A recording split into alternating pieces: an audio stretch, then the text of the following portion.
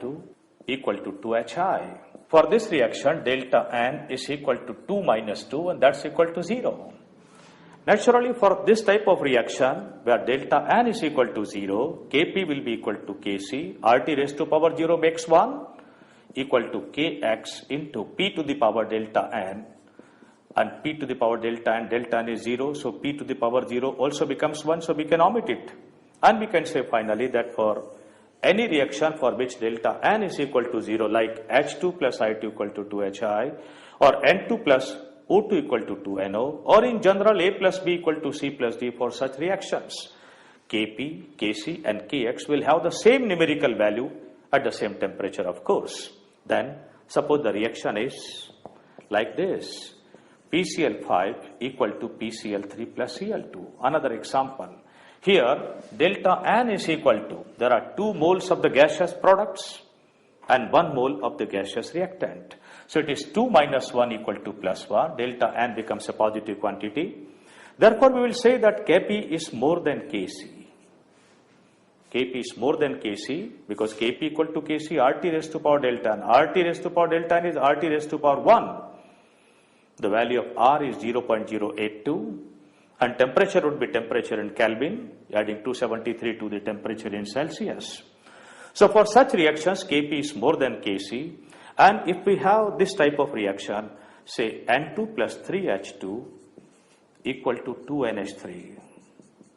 Here, delta N will be equal to 2 minus 4. It becomes a negative quantity, less than 0. So for such reactions, Kp would be less than Kc.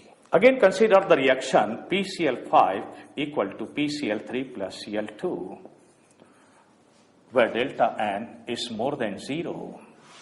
We know Kp is equal to Kx P to the power delta N. Delta N here is 1. So we will say that Kp equal to Kx P to the power 1. Now this equation gives us the conclusion that Kx type of equilibrium constant, which is equilibrium constant in terms of mole fraction, does depend upon the pressure sometimes. We know that Kp and Kc, they do not depend upon concentration, the pressure, the catalyst, etc. They depend only upon temperature. But Kx is a type of constant which depends sometimes upon pressure also. However, if the reaction is delta N equal to 0 type, none of the three, Kp, Kx and Kc, none will depend upon pressure, concentration, etc. But Kx will depend upon pressure if delta N is not equal to 0, as is the case over here. So what will happen? If we increase the pressure for this type of reaction, suppose at equilibrium we increase the pressure at constant temperature. Since Kp is constant, it is constant at constant temperature, so what could be the fate of Kx? When you are increasing pressure, Kx must be decreased in order to balance this equation. Therefore, on increasing pressure, Kx will decrease. On the other hand, if we have this reaction, N2 plus 3H2 equal to 2NH3, what do we find now? Delta N is equal to 2 minus 4, it's minus 2, or you can say that delta N is less than 0. So for this reaction, Kp would be equal to Kx P to the power minus 2. Now, we can say that if we increase the value of P, P means equilibrium pressure, total pressure at equilibrium. Mind it is not the partial pressure, it is total pressure at equilibrium. So if that pressure is increased, then what will happen? Kx will also increase because it is Kx upon P square. When P square increases, Kx is bound to increase in order to maintain Kp a constant quantity. So thus we find that Kx becomes pressure dependent constant while Kp and Kc are pressure independent constant. They depend only upon the temperature. So that becomes the relationship. While using this formula, Kp equal to Kc RT raised to power delta N.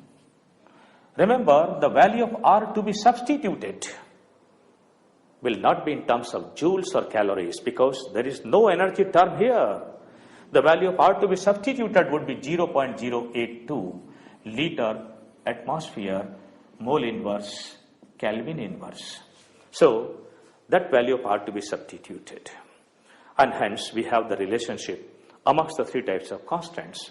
Now I come to the units of Kp, Kc and Kx.